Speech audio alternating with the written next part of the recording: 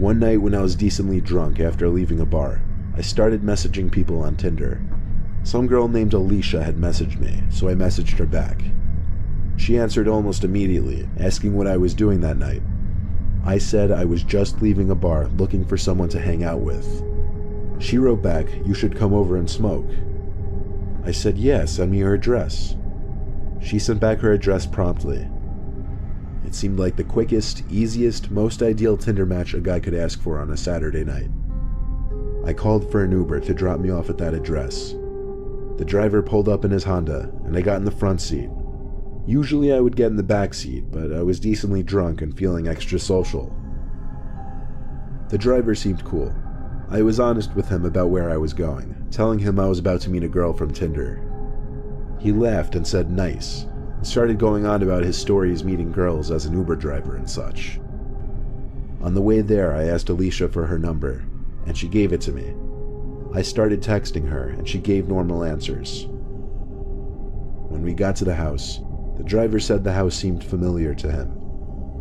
Had to admit it did look a little sketchy since there were no cars in the driveway and the lights were off. He told me to be careful. I thanked him and said goodbye, and he drove away down the block and stopped near the end, I'm guessing setting up his next ride. I walked up to the house and tried to ring the bell, but I didn't hear a bell from the inside, so I knocked on the door. Then I tried calling Alicia. It went to voicemail after one ring, but she texted me right after saying it's open, come inside. Then there was a knock at the window, which almost gave me a heart attack. I looked at the window, and even though there were no lights on inside, I saw the blind was slightly lifted, and someone was waving their hand on the other side of the window. Before I tried the door, a number not saved on my phone started calling me.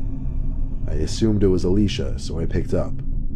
But instead of hearing the voice of a girl, I heard the familiar voice of my Uber driver. He ordered me in a very concerned voice to walk away from the house right now. I then saw the Uber driver's car pull back up in front of the house. He told me to get back in the car. I hung up the phone and listened to him. As soon as I got in the car, he drove away from the house and told me that the house was vacant. In just the previous month, someone had been lured into that house, robbed, and murdered. It was a story that likely could have been similar to my own had I stepped into that house.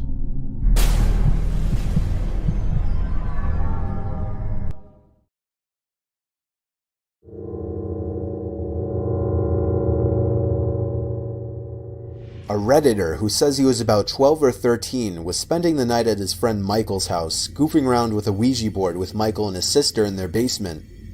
They were just kind of scaring themselves, moving the planchette around for fun, not taking it very seriously, when they got a rather disturbing message. They asked the question, "Where are you?" And in response, the planchette started spelling something. I-C-A-N. It continued on until it spelled out the sentence, "I can see you through the window."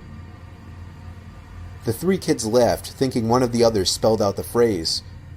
There was a small window in the basement room where they were, and just the backyard and woods past the driveway were visible through the window, though it was much too dark to see anything outside. They all looked at the window anyway as a kind of natural response, and as they did, they heard that sound. The stomach-churning sound of someone or something from outside in the dark backyard at 11:30 at night viciously knocking on the basement window. Being the young kids they were, they all screamed until Michael's dad came rushing downstairs. When they explained what happened to his dad, he took them outside with the backyard lights on to search for anyone who may be lurking around. As soon as they told him about what the Ouija board said, Michael's dad suggested they go to bed.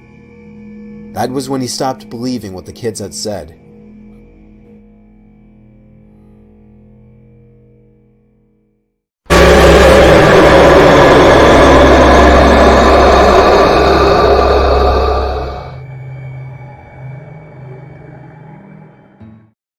Have you ever gotten an uneasy feeling staying in a hotel room, especially by yourself? Likely not, and I also doubt you've ever been in a hotel room by yourself. But when I was a kid, I always got scared sleeping in hotel rooms. I would always keep looking back at the dark corners of the room every 20 seconds, thinking there would be somebody standing there. My fear not only drove me crazy, it drove my parents crazy, as I would always insist that I would sleep between them until I was around 9 or 10 years old. Anyway, eventually I had to grow up, or at least give off the impression, and started sleeping in my own bed or sharing the bed with my sister. Now I'm 24 years old, living on my own, and have to take a lot of business-related trips for my job. On one particular out-of-town trip, I was staying at a Comfort Inn in North Carolina, with all the expenses paid by my job, of course. I was in the area for a meeting with an office in a different town, and the inn was my home for the night. It was across the street from some big car dealership. That's all I remember about the surroundings. Anyway, I was off the next day, so I could look forward to just relaxing in the hotel and watching a couple movies. I was ironically watching the first Saw movie, and I swear, during the scene where Adam was hearing sounds in his apartment, my childhood paranoia started to come back for a bit, as I thought I heard little crackling type noises coming from inside the closet. Being 24, I told myself that I had to get over this nonsensical childish fear. I simply raised the volume on the movie and tried to ignore it. I popped 2 sleeping pills into my mouth so that I'd finally get some shut-eye. That was when the crackling noises became apparent again.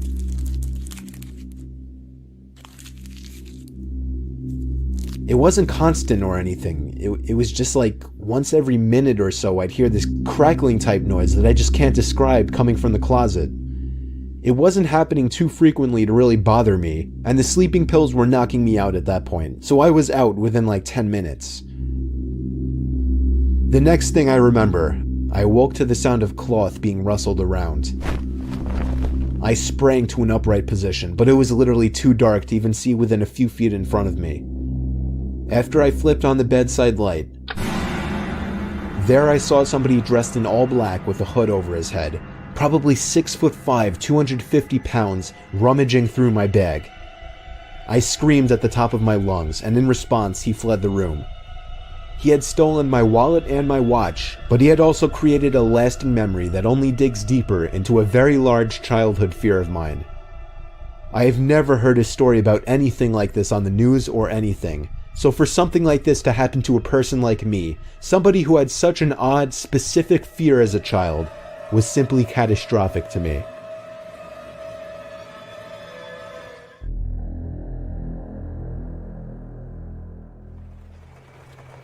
A few weeks ago, my girlfriend and I were sleeping together when I woke up to her saying, "What are you doing?" She sometimes talked in her sleep, but this sounded so coherent and urgent that it jolted me awake, and I asked what she was talking about. She then woke up and said she thought she saw someone at the end of the bed. Thinking it was just a dream or a semi-awake hallucination, we thought nothing of it and went back to sleep. About an hour later, I woke up and saw someone standing at the edge of the bed with the sheets wrapped up and twisted around their neck. I didn't know what to do, but the first thing that came out of my mouth was, "What are you doing?" My girlfriend then woke me up. I had been dreaming and had the exact same dream that she did and said the exact same thing.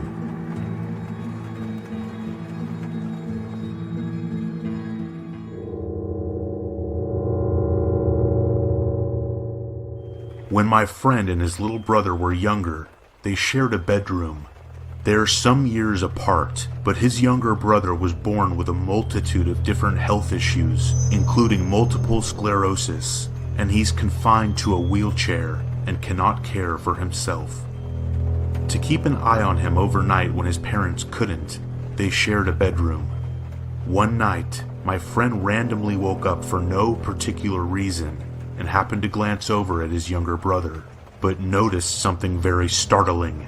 A man was looking in through the window behind his younger brother's bed.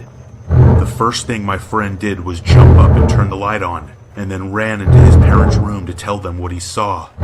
When his parents came back into their room to investigate, his younger brother was having a seizure in his bed. A few of his family members say it was his younger brother's guardian angel standing in the window that night.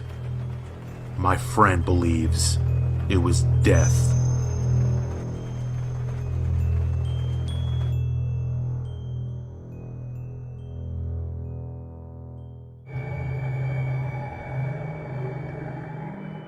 I was the only one home one Saturday night. I was sound asleep in my bed when I woke up and heard Siri on my phone talking. I turned it off, figuring it was just a glitch, and went back to sleep. An hour later, Siri woke me up again. I was a little freaked out now.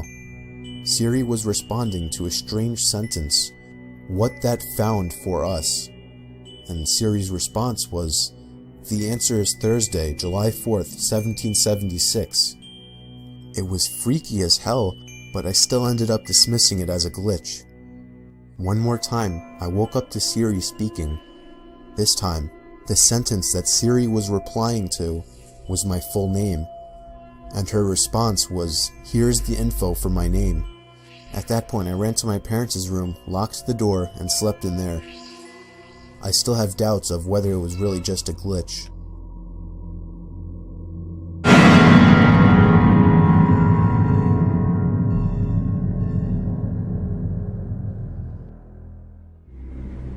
Edward Gallo was 24 years old and was living alone in his newly bought home in a rural Virginia area where he would frequently have his girlfriend Sarah stay over on the weekends. One Friday night, after going a whole day without speaking to her, he decided to call her and invite her over. She didn't answer, so he left a voicemail. It was odd for her to not respond to his calls or texts, so he was starting to get worried that maybe she was losing interest. After calling repeatedly with no response, Ed heard one of the doors closing from downstairs. He breathed a sigh of relief, knowing that she had come over after all. Ed texted her saying come upstairs. After a few seconds of tinks and thud sounds coming from downstairs, she finally started walking up the stairs. She was walking up really slowly though, as if she were taking 2 steps per stair. Finally, Ed just called out her name in confusion, and the steps stopped. Then, Ed's phone began to vibrate, and when he took it out of his pocket, the name on the caller ID was Sarah. He picked up, and immediately Sarah apologized for not being able to get back to him. But he interrupted her and asked her what she's doing on the stairs. There was a long silence, and then she finally said, "What?" Ed asked again. This time, Sarah informed him that she was still in her car on her way home from work. Ed locked the door, and immediately after, the doorknob started turning. All Ed could think to do was to yell, "Get out of here before I call the police."